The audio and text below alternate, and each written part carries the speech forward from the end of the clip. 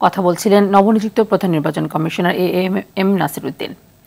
রমজানে নিত্য প্রয়োজনীয় পণ্যের সরবরাহে কোনো কৃত্রিম সংকট তৈরি করতে দেওয়া হবে না, আর বাজারে পরিপূর্ণ স্বস্তি না ফেরা পর্যন্ত সরকারের কঠোর অবস্থান অব্যাহত থাকবে বলে জানিয়েছেন বাণিজ্য উপদেষ্টা শেখ বশির উদ্দিন।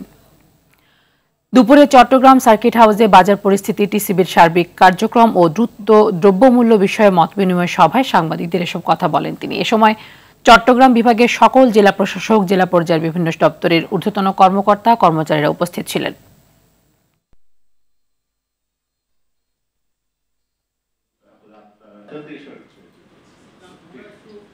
আপনারা জানেন যে সামগ্রিকভাবে জাতীয় রাজস্ব বোর্ডের সহায়তায় আমরা বিভিন্ন পণ্যের শুল্ক কর হ্রাস করেছি।